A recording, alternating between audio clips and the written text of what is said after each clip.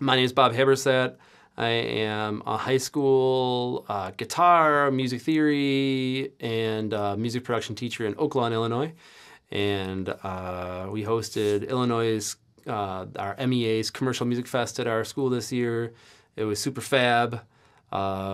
Today went and visited a audio tree video and audio recording studio, trying to build some pathways with students. It was such a blast. There's so many fun things to do with kids.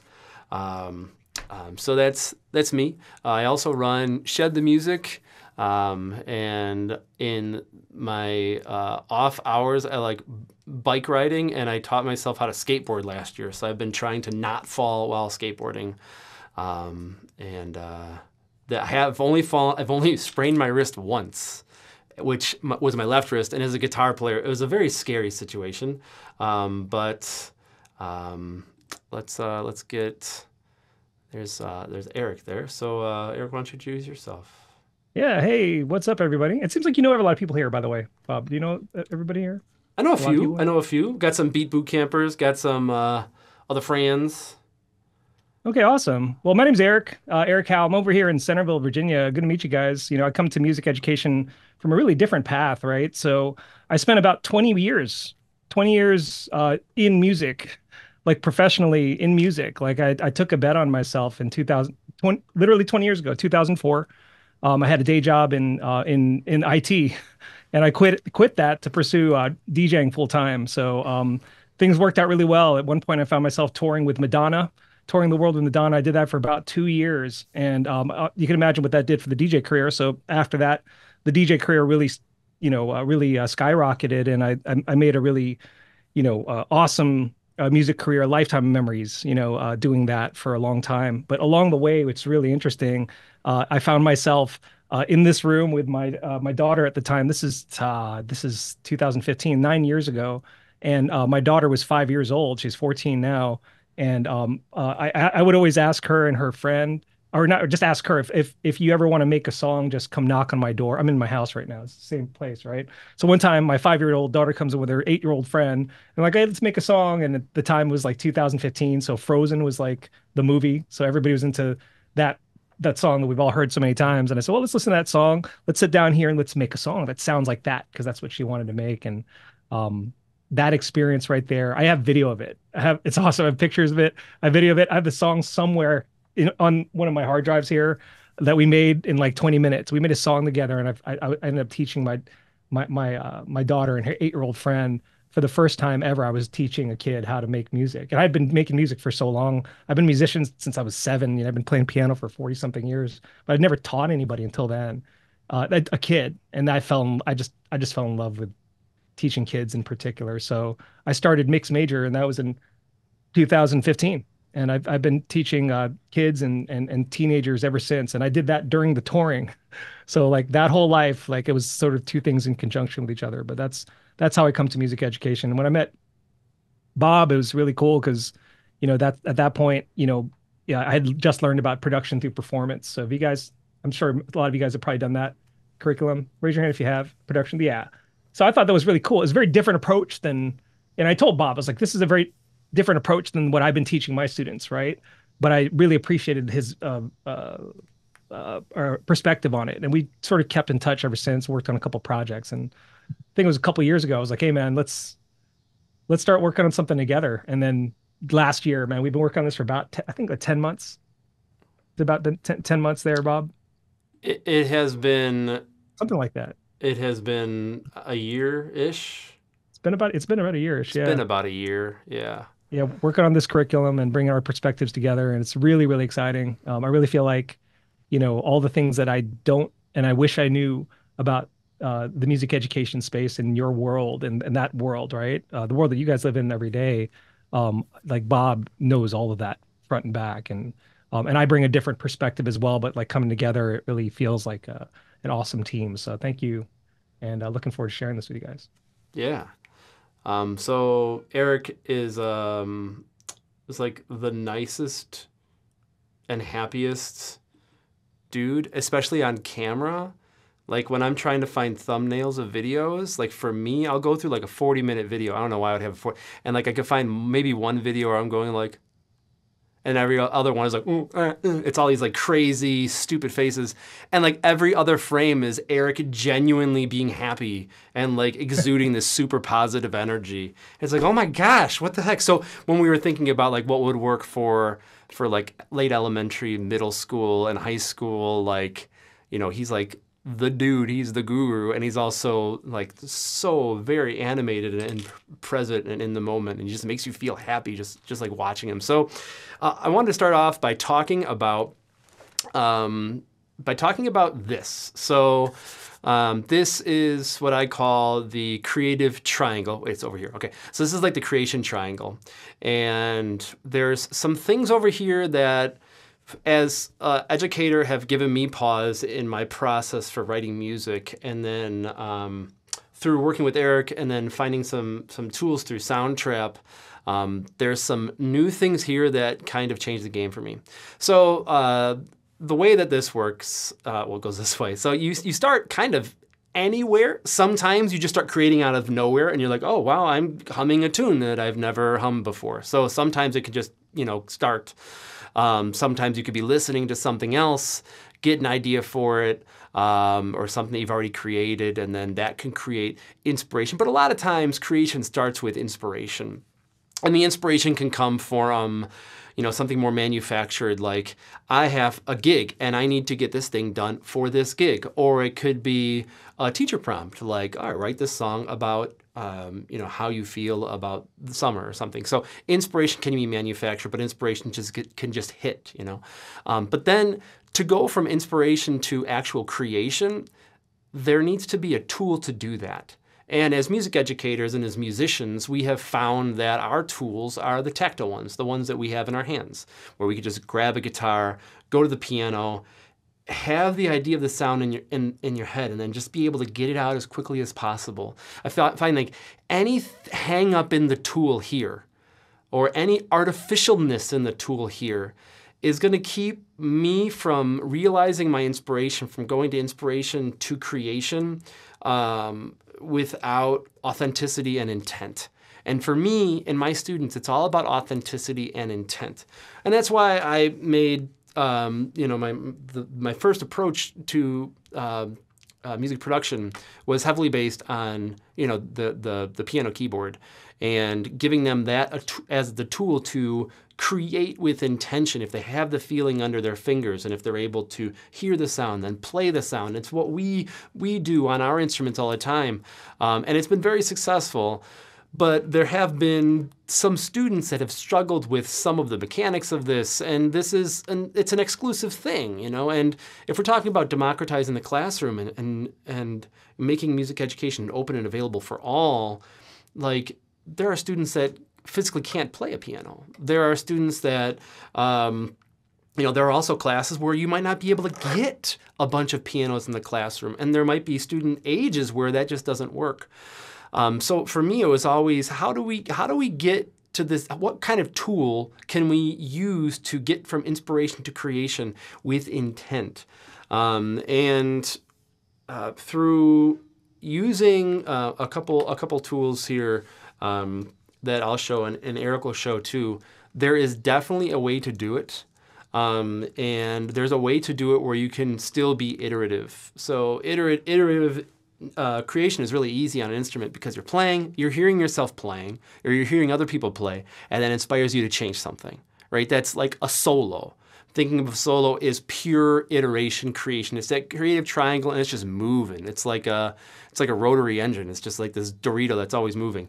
And I find myself feeling natural in that space, but it is possible to create iteratively using the tools that we're going to talk about. So the main tools that we're going to talk about, and Eric's going to go through the kind of the pedagogy and how the whole flow and sequence works in a second, but I just want to introduce the tools. The three tools are, for creating drums, it is a sequencer, and this is probably not new to everyone. And then to create melodies, it's with the piano roll, and there are very clear ways and a clearly defined path that we've created to make that organic. And then this new thing, it's very new, it still says new, the one hang up for me always has been, how do you get students to create with intent and have them write chords and harmony?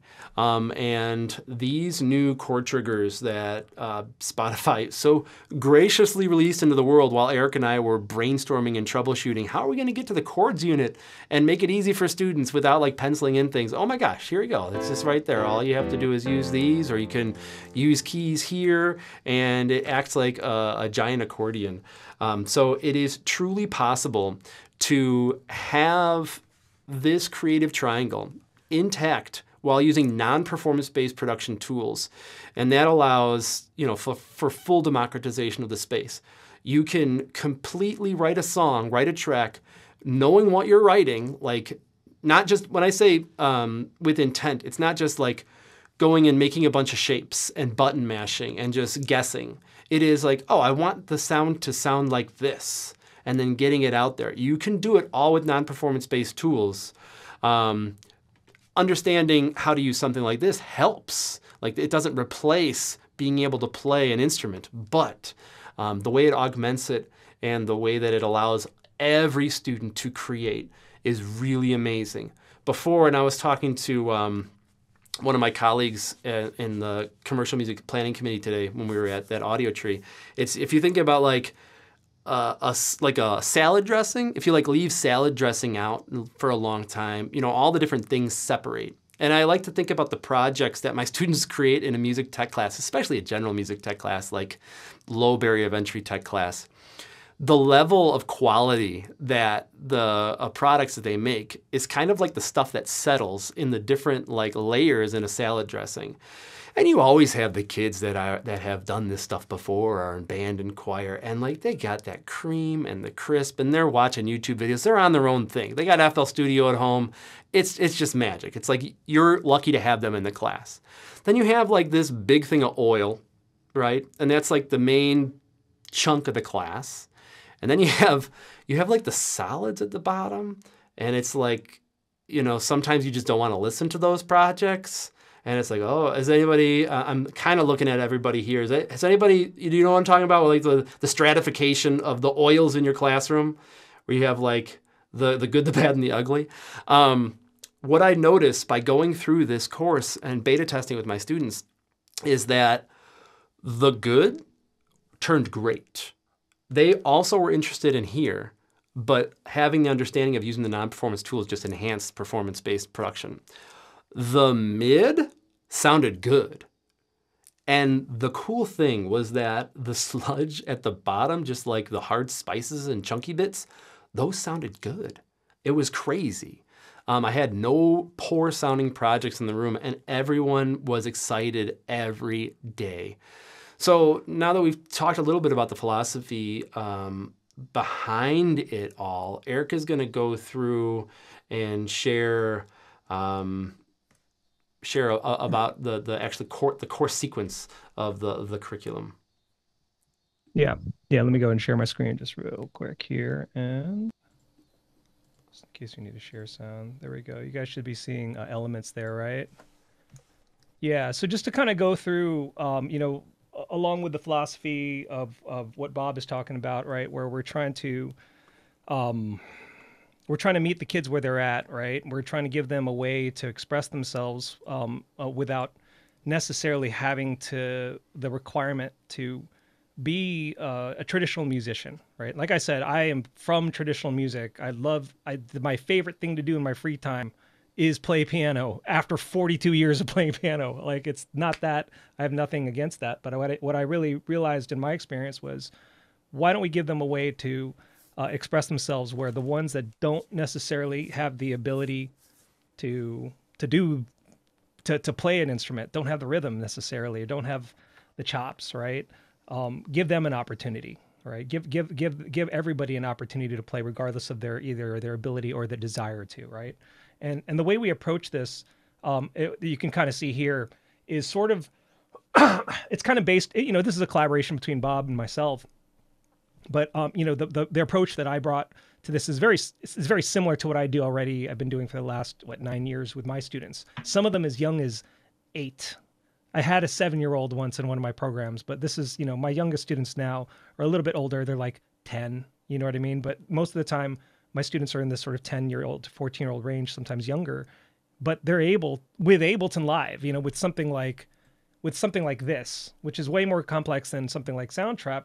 They're doing it, and there's just a way to engage them and a way to through projects, project based learning, to really give them the ability to create something that's their own, but using a process that's accessible to everybody. So the way that we approach this is like this, right? So if you look, we'll sort of go here in terms of the units first. Really we're talking about going from big to small, which has always been a big thing for me, right? So raise your hand if when I say big to small, who thinks they know what I mean when I'm talking about creating music from big picture to smaller? Who? Yeah. So Zach, what would you think I mean by that? Well, like starting with the lesson zero, the roles of the producer, you're looking at big picture, like what is it that a producer does, and then you're honing in on more and more detailed action items or projects or processes or and products to really get toward that big picture as your ultimate goal. Yeah, absolutely. Starting with the big pictures, I think is super important. We think is super important because it really gives the kids, students, any age really. This is the same for adults. Think big picture first, right?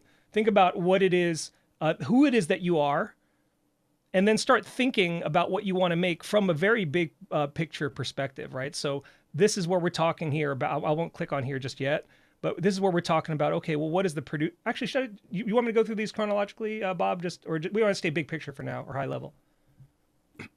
We can go high level and then kind of dive into the Double click, yeah. ones like we can kind of cherry pick. Yeah, let's do that. Yeah, with cherry pick, right? So like this is going to be super important later. We'll show you, but really, yeah, what is a producer?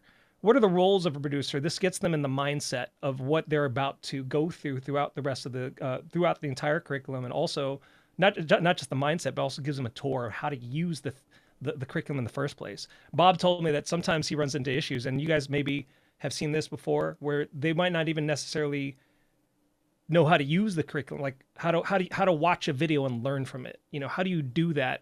Which may for us may be somewhat simple, but maybe for somebody else maybe not, right? So think big picture, and then just start even kind of going a little further down. Still very big picture, right? Think like a DJ, right? Think like a DJ when you're making music. You should be thinking, in my opinion, it really helps to think about what it is that the thing you're about to make, how does that music affect the listener? That's what a DJ thinks whenever they're trying to pick songs. You guys have seen it. You guys have all seen DJs. They're trying to think. Their job is really to pick that song that works for that moment. In order to do that, they have to know, okay, well, they have to know music, right? And they have to know what songs are available. They have to know what songs that the audience are going to want to hear and why. Is it going to make them move? Is it going to make them stop moving? Is it going to make them leave and go to get a drink? Is it going to it's going to make them get up and dance or sing, right? Know what the music is going to do before you make it.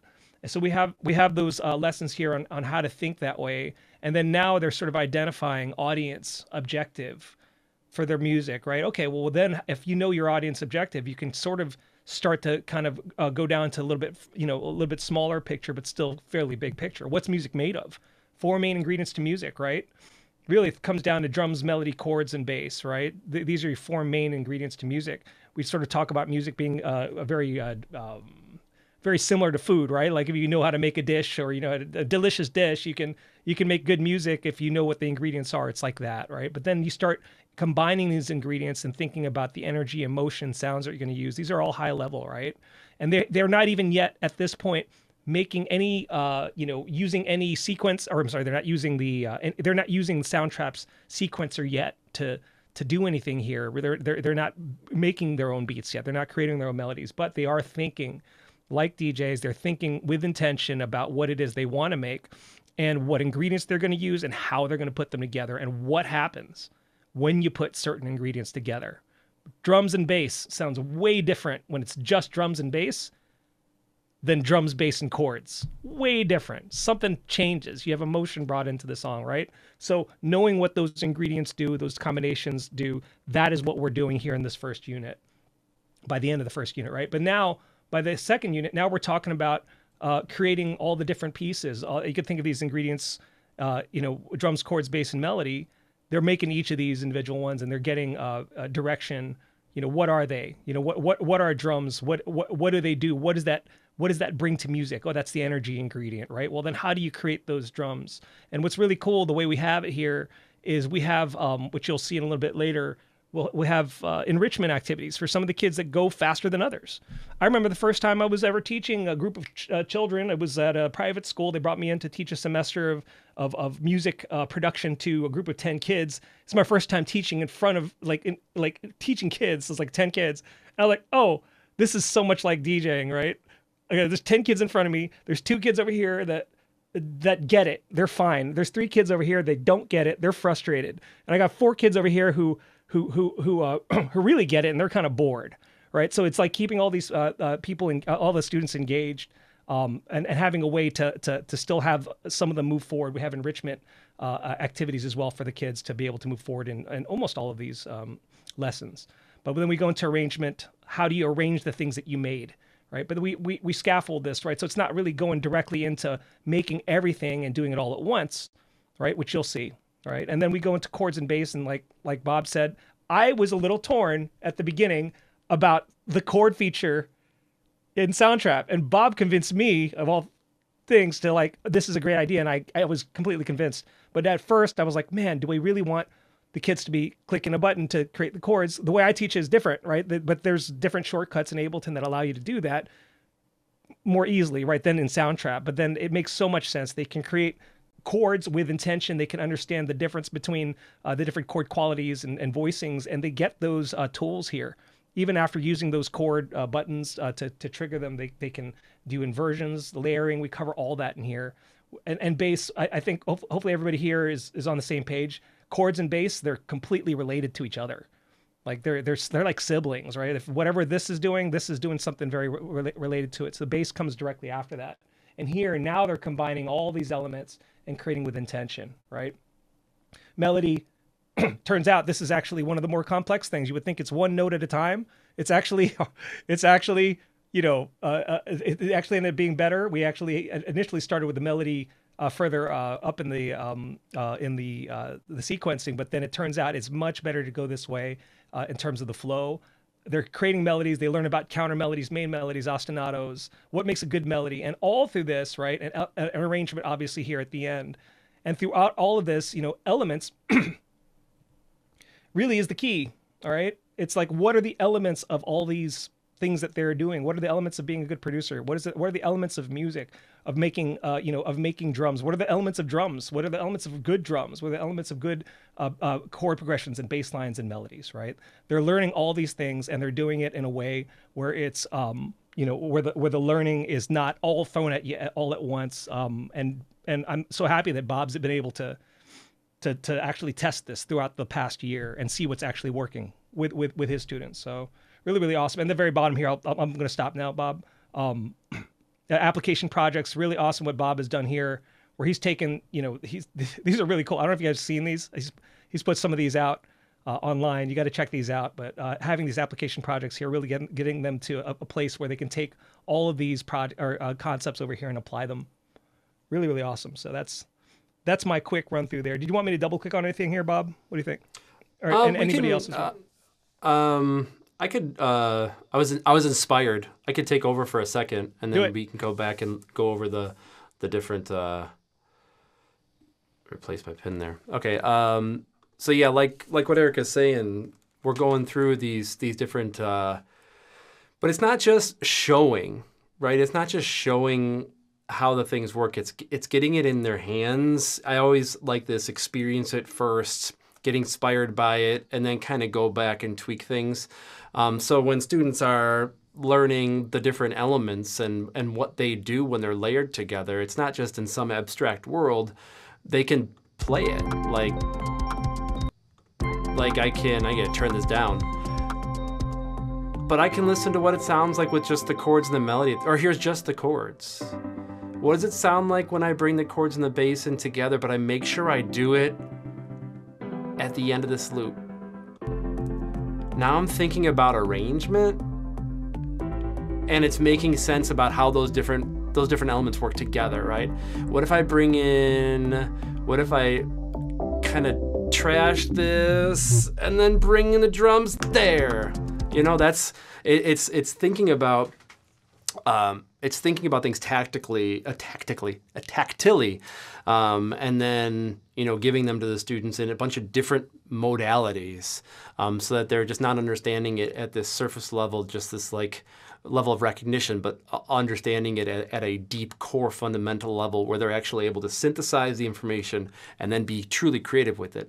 So they're learning all these skills in the core course here. Like they're learning how to sequence, they're learning how to use the chord triggers, they're learning how to do the melodies. I'm going to hop into melodies for a second because we were doing some hand raising. Who has, raise your hand, if you've had students write melodies before? Who has had students write horrible sounding melodies before? Right? It's like the hardest thing ever.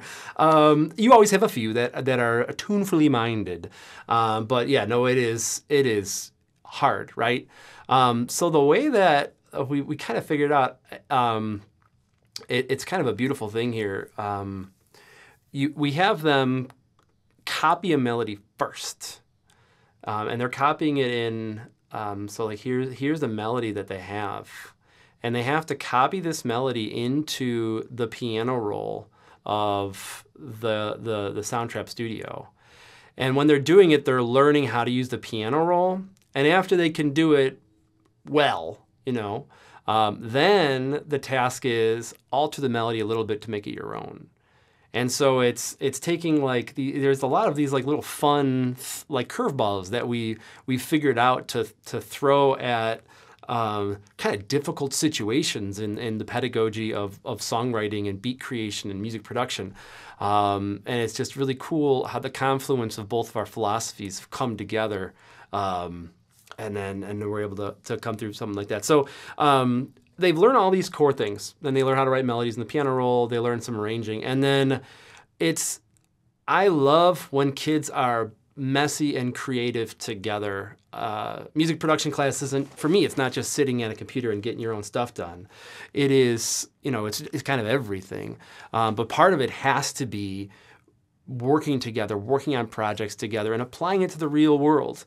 So like these projects here, like let's look at, so we'll look at the video game one. Students learn about the different types of assets in a video game.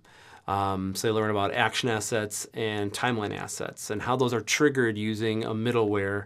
And then there's options here and there's options in lesson plans of how to actually like edit some code of some games to see how it affects the gameplay. But what they do is they, you know, do a lot of listening. They prepare, they create their own action assets, they create their own ambient sounds, they create their own music, and then what they do is they load them into this this gameplay thing, so that they can see the gameplay and it matches up with their music in real time. And I'm trying to find mine. I have it, Roaming the Countryside. Roaming music. All right, so here's some roaming music. I'll add some roaming music in. Let's add some roam atmosphere. And let's add in some roam action. And the cool thing is when students, like every student says they want to write music for video games, but they don't really think about what goes in behind it. You have to be a good composer. Like I have a few video game composition friends, and this is, you press play. You're able to be the middleware and actually adjust the volumes. And like if I get rid of the music, it changes the vibe. You know, if I just make it the actions, it changes the vibe. And that's what video game composers are thinking of. They're thinking about how they can make the immersive experience and how they can make it dynamic. So these application projects are cross-curricular articulation points, and they're kind of described in the lesson plans about how you can go to a coding teacher, how you can go to your ELA teacher when you're talking about songwriting or script writing for the commercial project. And then it's taking the skills that we've learned, but putting them into the real world. And my favorite thing to see is like, we did the commercial project with my class, and I had a kid who like never talked, and they were supposed to make a commercial about a product, and he drew this amazing, like, he was Jinko pants are in again, I guess. He drew these, like, this Jinko logo, and like he got, you know how you can like light kids up? Like, I saw that kid get lit up for the first time, where like he was like on fire with his creativity. It wasn't in music, which is fine. It was tangential to music, but guess what? After he was validated by doing something that he was passionate about, he was in the class. And it's these different application projects hit these different students in different ways. And it's really amazing to see, you know, how you can get all of the students in the room, get them feel comfortable about being creative, and then get them to actually to make some things that they feel proud about and to work together. It's really cool. So I think Eric's going to go through, I know I kind of showed a little bit of the lesson plan, a little bit of the lesson pages, a little bit of the studio pages, but Eric's going to, you know, kind of show how, because, you know, I tested this at my school. I'm a high school teacher, but I also tested this at my daughter's school, and we had some cooperating teachers who were testing this as part of our beta group. I tested this with 2nd through 5th grade at a music technology class. There's a whole lot of things that I learned about focus, about UX and UI, and curricular design, and they kind of go into the lesson pages and the studio pages. So Eric's going to kind of go through those. Yeah. So, and that'll allow me to sort of double click on some of these concepts as well. But, you know, it's really awesome. Like the way we have it set up here, you click on the lesson page, and I think it's a good place to start is lesson 0, producer roles, right? And what we have here is there's a top video for everything. This is me with a tan, by the way. This is me like yesterday. So I'm going to unsaturate this, Bob, so I look like more like my normal self. Anyway, but you have a top video, right? So this is really going through, you know, really going through what the main topics, you know, like an overview of what it is they're about to learn, and actually breaks a lot of things down that they're about to see. And then you have the steps, right? And in this case, it's a little bit different because this is the lesson 0. They're going to learn the different roles, right? But this is what we're talking about in this case, right? Like how a producer really, you know, there's many roles that you can think of a producer playing, and these are really the key ones. I credit Bob for coming up with these, and I agree with all of them.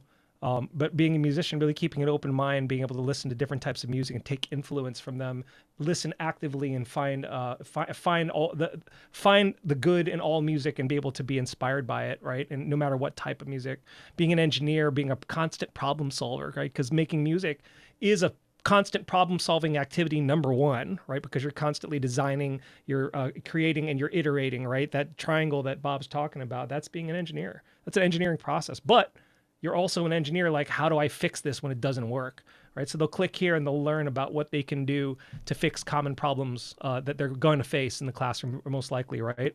And how they could be a collaborator. A producer is a good collaborator where they can work well with others, and get some tips here on how to do that, how to communicate effectively, and how to give positive feedback and take feedback, right? But also be a teacher, not only of other people when they need help, but also to teach yourself, really to become an independent learner, and always be able to, you know, always try to find those answers by, you know, either with yourself or with your peers before asking the teacher, right? So we're trying to teach them to be independent in the classroom, right? And then also obviously being a creator, kind of combining all these different things.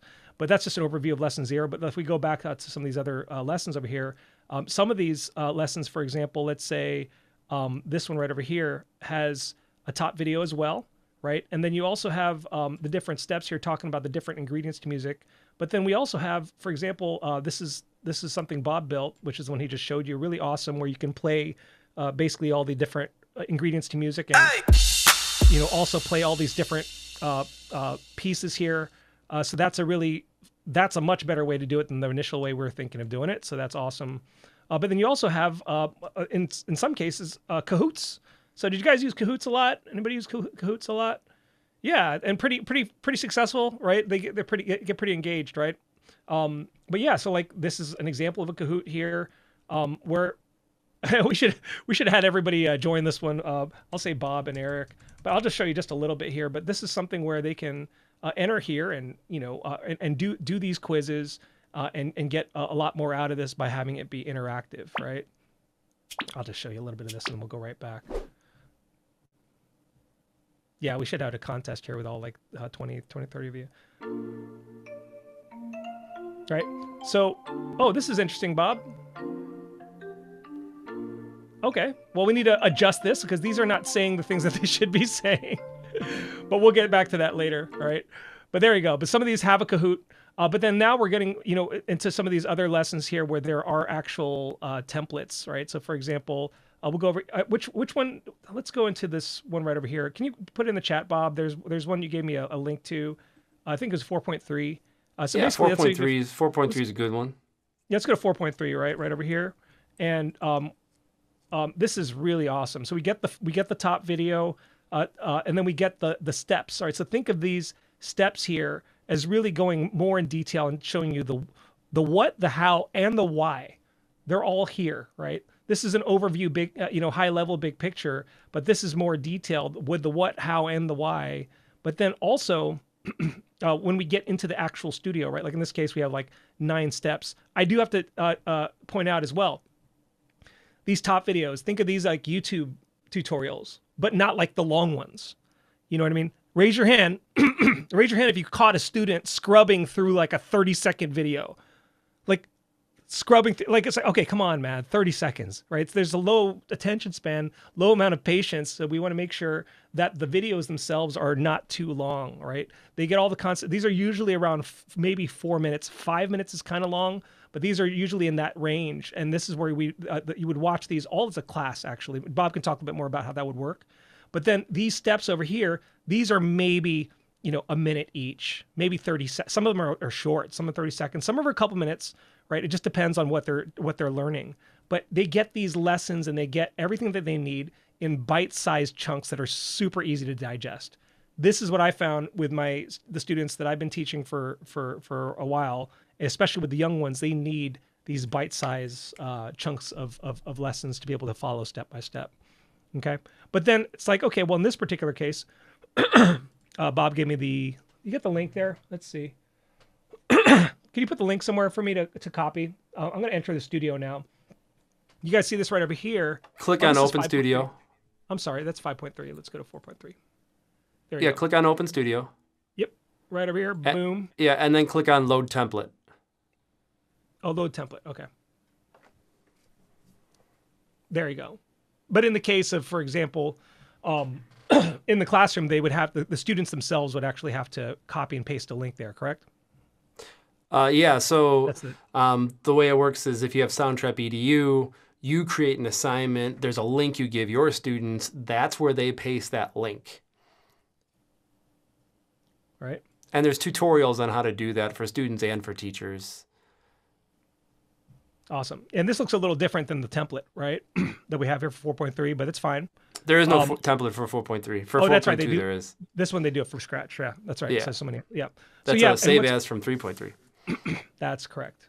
Awesome. Yeah. So what's really cool here as well, like the way that we have Soundtrap. I think everybody here has used Soundtrap, right? What's awesome is this EME button, right? So this is something that Bob brilliantly designed. We click on this. This opens up a whole panel on the right? And what you're looking at here are a number of things, right? Remember all these steps here. Let's say we go to 4.3. See how there's like melody, 1 melody review, 2 imagine an artist, 3 melody, verse 1 melody, right? Or main verse melody. You can see those same steps here, right? Melody review, imagine an artist, main verse 1 melody. These steps are like super short steps, like condensed steps, condensed versions of what you see here that only show the what. Kind of like a reminder, like a point of reference, right? So they don't have to necessarily go back and watch the entire video. They go, oh, they can take a look at something like this. For example, let's go to this one right over here. Let's go main verse 1 melody. Listen to the song you've made so far and try to imagine the melody before you draw the notes. You can either sing along or play the piano roll notes to find a melody that matches what's in your head. And imagine that a musical artist that you love is singing your melody. What pitches and rhythms would they use? Remember, use repetition, variation, and space.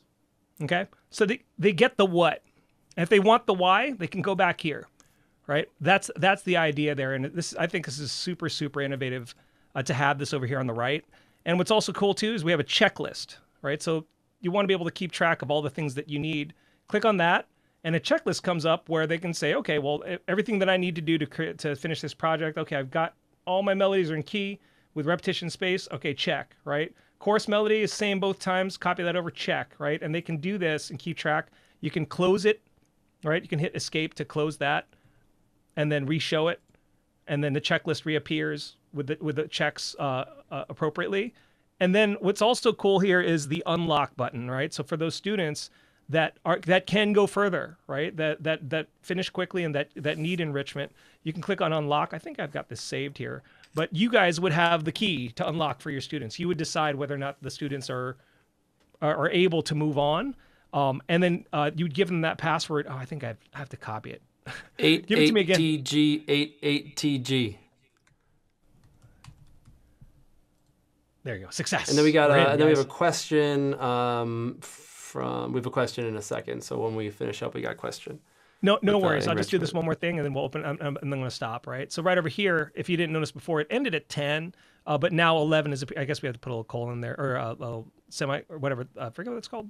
But yeah, we need to change this. But anyway, we have 11 here now. Right. So now you can click here and then see an extra step. Right. And in this case, what do you call it? I think there was a video here. Bob. No, that's a full project. That's a learn along project where they press play. That's yeah. So sometimes it's a project, sometimes it's a video, sometimes it's a whole nother page that looks just like this. Like who of your students here, guys, raise your hand if they like listening to rap. Right, and when I say halftime beats, you probably know what I mean. Halftime beats like snares on beat number 3. That's a halftime beat. We don't teach that right away, but if the students get it, if they get the real-time beats first, snares on beats 2 and 4, then they can move on to halftime. That's got its whole set of lessons for that on its own that they can unlock if they're ready, right? But that's what I had to say there. You had something you want to say, Bob? Well, Brian has a question. Yeah.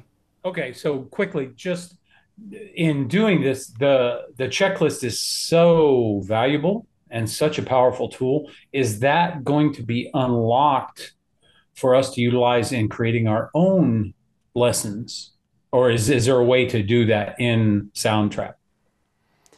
The checklist is something that I coded in on this overlay over Soundtrap. So that is not part of Soundtrap, and it is currently not editable. Yeah, I was just wondering if there was something, if we wanted to extend that, if we could add things to it, but it's code that you created. Okay. Yeah. Got it. I mean, it's for future iterations. It's possible. Because, I agree. It's like no matter how many ways you tell students about what the parameters of the project are, they're always either missing something or they do so deep into one thing. It's really good for them to just be like, oh, I got it. Oh, I got to do this one. Yeah, you need to send that to Soundtrap. So just thanks, man. I shared this with Soundtrap, the whole overlay, and they're like, "We tried to do this a few years ago, and it wasn't this good, and this is perfect. This is exactly what we've wanted." Awesome. So I could talk about how you would utilize this in a couple different teaching situations, and then I'll go over some of the teacher resources as well. You want to share, Bob, or you want to keep sharing? I'll pin because I don't share. I'm a pinner. Oh, that's right. Hi. Yeah. You don't share like the commoners do with the. I don't share. I use my feet and I do all sorts of weird things and I do this. Okay. So how do you use this in class? And this could be done in a couple ways. You use this in direct instruction. So like this lesson page, like Eric said, we're watching this together. And then in the teacher resource page, I'll show the teacher resource page right now. In the teacher resource page, on the left side here, it's the course contents. So if you want to know any lesson, we were rapping about, 4.3. There's a link to the lesson plan, a link to the actual lesson page, and a link to the studio. But if we look at the lesson plan, there's a video lesson plan where I go over, how to start, how to prep for the lesson, common errors you'll see, just like things that I've seen from teaching using this methodology, differentiation strategies and everything. But the big thing are these connection activities. So depending on your class and the age of your students and the frequency that you see your students, you're going to sequence this differently. And I actually give sample sequence guides here. There's sequence samples for, if you teach high school, this is what you should do. High school, 18 weeks. If you teach elementary school, these are the projects you should do in the order you should do them. But there are activities that kind of tie in the top videos and those step videos. And I call those connection activities. And this it makes you might think like, okay, just putting on a video of someone and then watching a bunch of lessons, it's going to feel kind of hollow for you as a teacher, and then it's going to get stale for the students. So there are these connection activities that bring in more traditional general music methodology into the classroom at different levels for different grades. So there might be like tapping, tapping your leg, syncopation, call and response activities for elementary school. But there might be like freestyle hip hop activities for like high school, or I don't know what's on here. Counter this, they get a melody of an existing pop song from bit MIDI and you share it, and then you have them create counter melodies, or a melody scavenger hunt. I try to make them all fun, and there's usually like 4 or 5 in each lesson that you can kind of pick and choose to make these things come to life. So this is what I found works the best with these lessons and giving and showing students how these work. For example, when you're in the studio page, the reason why this exists is because I taught that 2nd through 5th grade music technology class, and they can't go back and forth between different tabs. Like, it had to be on the same window. Otherwise, they just get so lost. But you can go back to any lesson by clicking Open Lesson. So you watch this, and then you would do some of those connection activities to really check for understanding, and to deepen their understanding, and to make those personal connections with students. Eric was talking about this Lesson 0, but there's also a Lesson 0 for teachers, which is in the teacher resource page. It's called the Elements Educator Essentials course. And this talks about like things that I've found from, teaching creative-based classes for a long time that help. Being a facilitator of creativity, how to teach problem solving, and how to be a good problem solver yourself, how to promote your students' work, how to make stuff yourself, and then here is like, how you can share out with the community. In here I have instructions on how to create a collaborative Spotify or YouTube playlist, that when you're doing those connection activities, you're reaching out to those students individually and you're using their music. And there's always kids that raise their hands and they want to like give input to the class, but those are the students that always raise their hand. And there are a lot of students in the class that need to feel validated and listen to their stuff. So having those collaborative playlists and guides really help. And then when you're going over and you're doing the connection activities and you play their, weird J-pop song that they put in there 2 months ago, and they hear like, oh my gosh, that's my song. And then they see like, oh, that's the halftime groove in my J-pop song. And now they understand it, but like it's them. It's like this huge SEL component. That's in the lesson plans. And then this also has a nice tour of the whole course. But in the lesson plans as well, there are these really, really short, like TikTok length. Like, I forgot how to share a page to my LMS. Watch that, it's 20 seconds. How do I share assignments? 25 seconds. How do I enter student project? 23 seconds. Like, they're really, really, really short videos about how to do those essential things. And then we have a gear guide of 3 different levels of gear, good, better, and best, that you could have in your space for the student stations and for the teacher stations. And then we have this community, and this is going to be hosted on the same platform that we do our PD on. I highly recommend. We're doing a PD this week on this course. But in the community, we're going to host a hang first Tuesday of every month. We're going to have a hey, it's the launch. It's right there on the calendar. That's right now. But we have this meetup, and then you can join the community for free if you're an Elements educator. And then if you click this button, it brings up the community right here on top of the teacher resource page, and that's where you can interface with other people who are teaching the course, try to collaborate with them, get ideas for how things are working in your classroom, things that you need to work, develop better implementations of. And we have an implementation guide which talks about how, like, I went through that lesson workflow. Here's that lesson workflow, and then some basic overviews of everything. But what really helps is if you go into lesson plans for everyone, and if you're trying to talk to your admin about things, we have a very detailed list of core art standards, ISTE tech literacy standards, and career pathways for every lesson.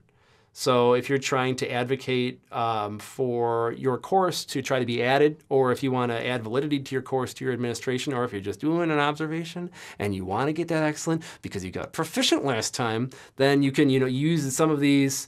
I don't know if any Charlotte Danielson fans out there. I hope I didn't trigger anybody.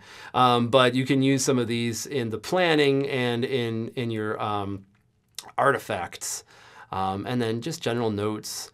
And differentiation strategies for enrichment and for remediation, just things to help. And what I've seen, like we were talking about, I just want to play one clip before we kind of wrap up. We were talking about engaging that demographic of student. So we do a songwriting unit that's going to be an application project that's going to be added soon. And this is a student who never talked in class, literally never talked in class. She ended up taking her iPad home and recording the vocals on her iPad. We go over lyric writing and how to rhyme scheme and the prosody of things. And this is all done with all the non-performance based tools. She's a freshman. This is the first music class ever. Just gonna play a tiny bit in the background. I don't know. It's moving.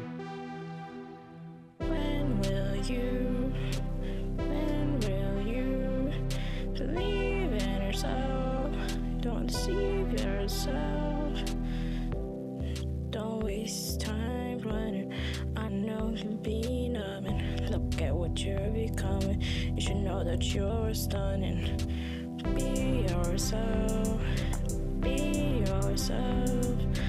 Free yourself. Free yourself.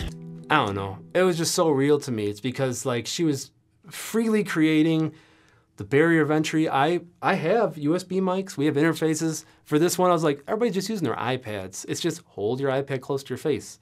And then make sure the dog isn't barking. And then wear headphones. And there's auto-tune. So if you don't feel comfortable, add some auto-tune. You're good.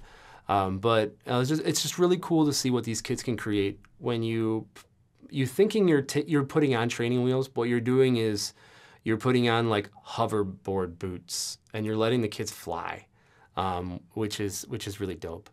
So now we have some time to answer any questions, and then we're gonna do some giveaways because those are always fun. So does anybody have any questions about the course structure? If you wanted to see any of the resources that we showed from either the teacher or the student page or anything. Hey, Bob.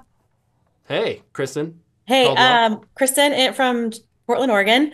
And I've taught your curriculum for 3 years now, and I'm interested in how Elements layers with performance through production. I teach a year-long class, so for high school. So just wondering, like, should I just sort of like work through integrating both of them together? Because I definitely love the idea of opening doors to those kids who don't come in with any piano skills, because that was really a lot of feedback I got was I never learned how to play the chords. Thanks. Yeah. So we have so many general music classes at my school.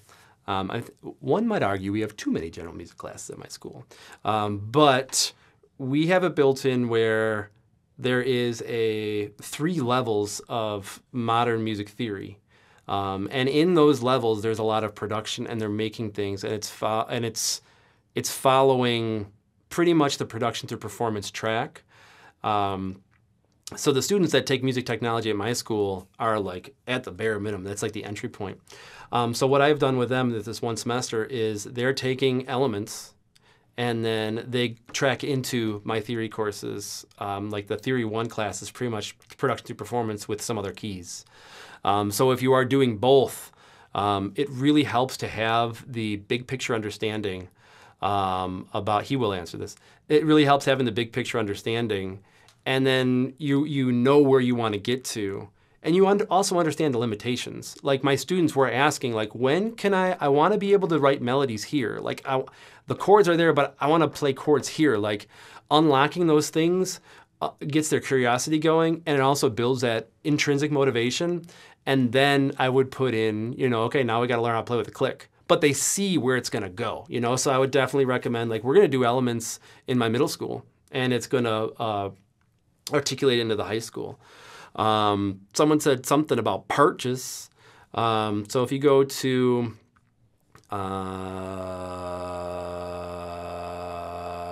curricula here, course overview, and then there's the pricing and purchasing. It's all available right there. You could also email Chris at shedthemusic.com. She is the guru of all things POs and invoices and yeah. Got a question there as well, Bob. Are the lessons designed to take one class or a one class period long, or are the lessons designed to be one class period long? Okay, so and this is going to be part of, we're still tweaking some of the like teacher resource pages, but in the sequence samples, like you'll see a video that I recorded today up here, but down here I'm going to give approximate amounts of days for each project. They're not all one day. I would, for some of them you watch like the lesson videos, you do the step videos together, the longer ones, and then it is like a 2-day project where students are working independently or in small groups. And then I give suggested checkpoints within that work time. So like if they're doing a longer form project that has a drum part and it has chords and it has bass, I'll give a checkpoint for drums where you do an informal walk around the room, check on everyone's drums, and you tell them like, hey, I'm going to check in 20 minutes, I'm going to check your drums. And then this whole project is due at the middle of the period tomorrow. So not all of them are one day, but it will, I just forgot what I was going to say. Oh, yeah, but not all of them are one day. Some of them are shorter, some of them are longer. Like the application projects can take like 7 days. And that's, you think like, oh, that's a lot of time. Oh, it's time well spent. Like I have kids that have been in projects where they work together in groups and bands, and they skip down the hallway in high school. They skip down the hallway together, not anywhere near my class period, not anywhere near the time of day of my class, because they're friends, because they started working on a project together. It's really cool to see. A year-long sequence, that's how I would think about this as a production to performance, as being like the second semester of it. Yeah. Any other questions? And I believe, Bob, you were saying, when we were talking before about maybe depending on the age of the students, there's like the must-haves and nice-to-haves, right? Like where, some of the, there's a different sequence that could be done where the course is actually split or covering the entire year, right? I mean, you mentioned that, like kind of swinging back yes, to the level 3 of each unit. If you want to explain that a little bit. Yeah, so if you look at the sequencing guide, which we'll have an amazing video tomorrow. If you look at the sequencing guide, this is a standard implementation, which you would do in high school. This is like high school. It could be 18 weeks, but you could extend it out to a full year if you add all the enrichment activities. But this gives you, start out with lesson 0, that's that prep work. And I just want to talk about lesson 0. We talk about being a producer, but what it's really teaching them is how to be a good class, like how to be a good participant in class, like how to be stewards of their own tech, how to be, owners of their own knowledge. If they have a question, it gives a very clear pathway of which resources to look at in a hierarchy, ask a partner, then raise your hand. Or my sound doesn't work. All right, here is a troubleshooting checklist. Go through it, restart the browser, restart the device, ask a partner, then raise your hand, because I've been in those situations. So that's first, and then going through all these in kind of a linear order. But for like elementary and maybe early middle school, the level 1 is everything minus the arrangement elements. So it's think like a DJ, understand the ingredients, and then get right into creating those ingredients. But you're never really getting into arranging, which is, thinking about things at different energy levels. And the way that Eric explains it, it's beautiful. And if you heard it in that track, like there was an ebb and flow to the energy level in the track. And then when she came in with the chorus, it like hit. It's very purposefully driven, and it's clearly, taught in those arranging lessons. And then they don't do any arranging. Their final capstone project for the first level is one of these application projects that require 0 arranging skills. And then there's an optional second level where they are then doing all of the arranging things and then doing their final project, which is arrangement based, where they're putting everything together to create a full instrumental song. And then I also have some other shortened ones, like this is if you're doing maybe middle school and it's a 9-week elective rotation. This has the arranging projects. You're still learning it in a linear fashion, but you're ending it early and you're ending on an application project. So yeah, there's a lot of different variations that you can do within the structure to kind of make it work for your use case. But again, even you might have 2 classes that are the exact same on the school handbook, but when you get in the room and you've taught for a week, you're like, oh, these are totally different classes. So you have to be like just aware. You have to think like a DJ, and you have to think about the audience being your students, and then kind of plan accordingly. Any other questions before we do some? How are you grading the projects? I could tell you how I grade the projects. You do need a separate EDU account for Soundtrap. You could do it without, but it would be a pain. Also, a lot of schools are following like ed tech laws where you need to have relationships and agreements for like data privacy. You need to have Soundtrap EDU for a data privacy agreement, but also the student sharing of assignments is so easy with Soundtrap EDU. And if it's your first time, I have a code that can get you some percentages off. For grading, let's see here. Let's find one. I'm still working on some of them, so hopefully I'll have one here. I have rubrics that I am chugging along with on writing for each lesson. Got to find one with a good rubric so far. That's my next project. Finish rubrics. But a good rubric makes it. All right, so here's a rubric for 2.1. So, there's 2 elements there. The construction Zoom in of just it. a little bit more there, Bob. Yep. Yeah. Thanks. Yeah, there's two parts to it. And this is basic rubric nomenclature, So I, like we were talking about, Brian, I think was talking about, you can grade quantitatively on how well they adhere to the project procedures and guidelines. But then a lot of the qualitative work is in the sharing out and collaboration between students, and then developing the culture where they feel comfortable talking and giving and getting feedback about their work.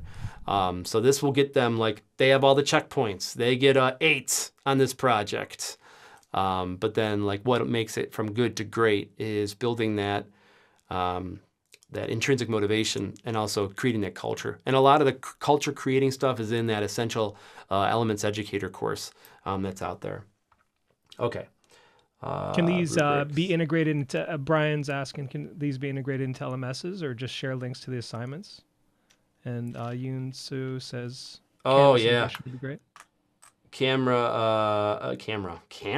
Canvas integration would be cool. This is the way that I integrate. It's like a light integration.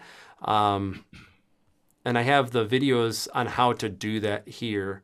Actually, let's test one of the videos. All right, so this would be sharing elements pages. To share a studio or lesson page with a student, navigate to the Teacher Resources page and go down to the unit and lesson that you wish to share. Click on the accordion and right-click on either the studio or lesson link. I'm going to click on the studio. Copy the link address, and then bring that into your LMS. Add that link, and now share it with students. When they click on this link, they'll be navigated to the studio page. Yeah, so it's just adding in links to whatever LMS you. That was a sample of Google Classroom. Same works for Canvas, but you would have to, it's part of the checklist. You have to kind of, if you really want to populate out the course, you'd have to manually add in all those links. Also, I give on how to do the Soundtrap setup. To create a Soundtrap assignment from a template URL, navigate down to the lesson you wish to make an assignment for, click on Plan, navigate down to Teacher Prep, and open the main template. When this project loads, it's going to save it to your Soundtrap homepage. Click on the 3 dots next to the new Soundtrap project and click Create Assignment. Copy this URL to an assignment in your LMS to share it with your students.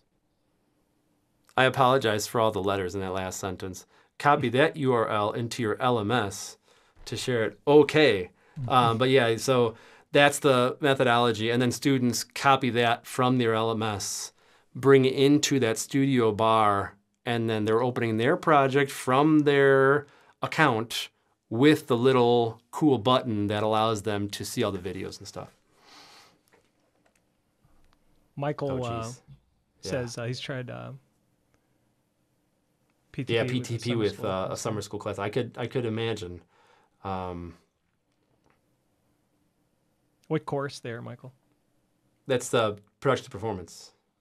Oh, I don't know what I was thinking. Teachers. I was thinking teachers pay teachers in TPT. production. You got that's interesting. I wonder which. It's the three letters, man. I'm getting confused at this hour. We're swimming in acronym soup right now. Okay, so and then, Ramesh is hey Ramesh, you know what you're doing? You're actually direct messaging me. If you send the message to everyone, everybody see it there. It's Ramesh. No worries though. Ramesh is saying, are you planning on adding more units to cover a school year? Well, it can be split to cover a school year, as I was talking about earlier. Well, Ramesh, what level do you teach? A middle school right now, so 6, 7, and 8. But we do one period of music production every single day. So I've been doing between Soundtrap and a little bit of GarageBand in between, and then the podcasting aspect in Soundtrap. But this is quite interesting because again we have students with no keyboard experience, and part of what I was trying to do is teach them how to play a keyboard so that they have the dexterity to actually manipulate making chords or making a melody. So this sounds like a great idea, and I like how the interface is set up. So with only 5 units right now, so you plan on adding more, like an extra 5 to cover at least a full school year. If I take this to more, say generally go into like a more advanced course later on, music production number 2. Yes. Well, the first thing that I would say is we've been meeting every day or every week once a day for like 50 weeks. And then we were finishing this up and we're like, man, it's kind of going to be nice to not have to have these meetings. And then we 5 minutes later is like, we got to start writing the second level of the course. We're going to keep meeting each other. But I mean, the first thing that I would say is there are only 2 application projects out right now. Like the application projects take a good amount of time. There's also all that enrichment material. So like Eric was talking about the halftime lesson. There's a whole halftime lesson. There's a whole lesson on inversions. You could take everything that's out there right now and sequence it for a full year. And then you could there's more activities like you could do. It talks about referencing a lot in the lesson plans where students are copying things. You could have students copy the songs that they like, and that's that is never time wasted. That is time well spent. If you've ever played or tried to write any kind of creative music, copying other stuff is like the way to get it. So there will be more application projects, but it's definitely in the works about a second level of course. So Bob, when you beta tested this curriculum, how long did it take you to actually finish in over the number of days when you did it with your students? Well,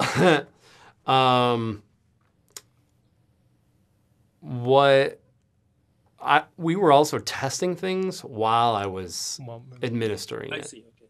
So I don't think it would be that fair to say, and it also depends on the class. Like I met with the band director at my school today, we went to that studio, and I was sharing like, you know, we have to make a second level of tech now because it was so successful. And he's like, yeah, you had like a dud class this year.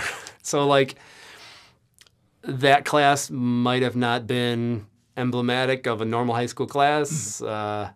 Teacher materials, also printable. I mean, they could be. Like all these implementation notes, they're just kind of pages. I guess I could turn these. I mean, would that be? I mean, it's good to get feedback. Would that be helpful to have? So the question is, are the teacher materials like sequencing guides, lesson plans, and all that? Are they also printable? Would that be helpful? Yes. Okay. I'll write this in my notes. Make things printable. Printable. Yeah, we're doing.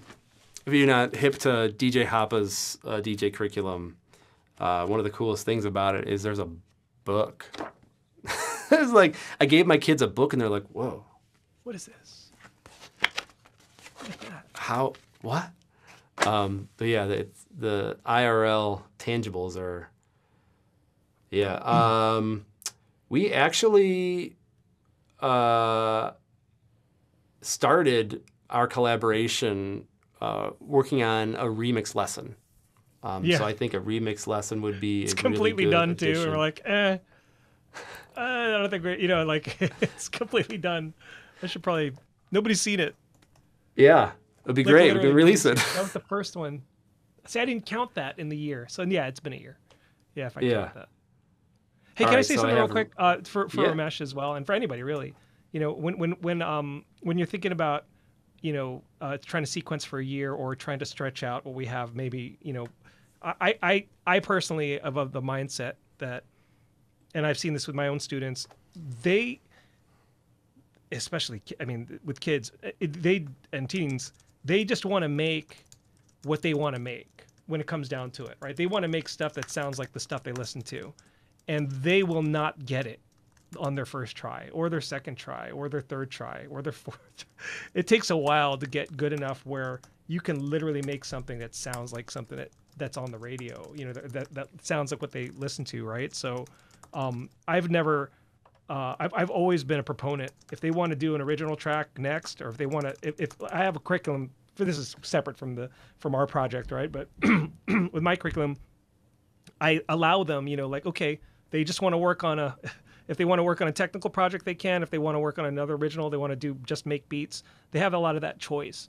And what happens is every single time they do it, just like playing an instrument, they get better at it, but they're not going to get it the first try. So to me, it seems that, having, I know that I realize you're meeting every day, and that, that's going to be, you might be worried about running out of maybe material there, but there's no material that's any better to any student than them making or attempting to make something that they want to make. You know what I mean? So that's my advice there. That's my input. You know what I'm saying? Some kids just want to make beats. That's all they care about. And the more it sounds like the stuff they listen to, the happier are, and the more they're going to want to go back and do that same thing again, same process, different sound, same process, different song. It's Yes. it's like learning an instrument. All right, I'm going to. Any other questions? I don't want to. I want to be aware of. I want to be mindful of everyone's time. So if you have any other questions, you could feel free to send an email to me, bob@shedthemusic.com. I'm also popping in a link in case you have not. Shedthemusic. Blah blah blah. Set page. I'm gonna put a link to the. Oh gosh, so many things. I'll email out a link. That'll be it. I'll email out a link if you want to be added to the PD for this week. But our first giveaway, we have two giveaways. Our first giveaway is for an IK Multimedia audio interface to use with students. Thank you, sponsors IK Multimedia. So here we'll have, if you never used it before, Classroom Home Screen is quite dope. Let's pick colors. I like orange. All right, so I'm gonna go for a rando. Brendan. Brendan, this is Brendan. There is no Brendan. There's a Brandon. Brandon with typo. Brandon Faust with the typo. Oh, that'll be the easiest shipment ever. Oh, you live close to me. I can like drop it off at your house. You win, Brandon. You win. We all win. Everyone wins. Yay. Okay, and for a free license of the Elements curriculum, so this would be, it's out now, like we were saying. You can use it with your students. You can join the PDE. You can join the community, and then try it out. We have. It's not going to be Brendan. Let's see what other kind of misspellings I did. Brian. Hey. Brian Sexton. You get to try it out in your full online implementation. That would actually be really cool to see. You've been such a great participant in all the PDs over the years. So happy to have that, to see that. Let me know and I'll share how it goes with online, yeah. fully online. Yeah, no, that's like really, really, really cool. Hey, Bob, before we go, and since Yeah. we're done with the giveaways and everything, congrats, guys. And it's okay. Like if you can either do this by show of hands or also just put it in the chat. I'm just really curious. We've been working on this for so long, and Bob's been testing this with his students. But I'm really curious to hear, like, after you've seen what you've seen today, like, what's the one thing that you're really looking most forward to with this curriculum if you were to try it out? And it could be by show of hands or even in the chat there. I'm just really curious on that feedback. While we have all these great minds here, right? What's the one thing you're most like? So Michael says smaller bite-sized pieces. Awesome. The continuity, layering each element of music. Awesome. Entry level for kids with non-musical, with non-real background. I see what you mean. Chance to get in depth with students over the course of a year. Teaching, yeah. Oh, only 22 days long in the past. Okay. Better sounding student projects by removing some of the skill barriers, right? Continuity. And it's hard to read this when it moves. It's fun. Yeah. Oh, yeah. Do you have yours on your teleprompter? Oh, my prompter's right over there. Oh. And I'm not as Gotta have fancy it on as your you. I'm pretty prompter. fancy too. You're the only person I've met that's fancier than me. All right. Yeah, expecting P2P to have do a lot of adapting semester long middle school class. So this is going to be work a lot better for you. Awesome. Great. So it seems like the smaller learning pieces is going to be helpful, guys. Yeah. Yeah. Awesome, man. Yeah. I love that, Rachel, too. Really using music that kids are interested in wanting to learn. Awesome. Cool. Yeah. And then PTP is a level 2. I love that, too. Thanks, guys. Thanks for the feedback. Well, thank you so much. Stay in contact. Again, I will share out the link to join the PD, again, to the people who are registered for this Zoom call. Feel free if you have any things things you saw, you're like, or that great feedback about making the checklist like editable. That could be something that anything's possible with code. Reach out, send me an email. Love to chat. Love to talk about your teaching situations, and we'll see you around. Thanks, guys. Have a good night.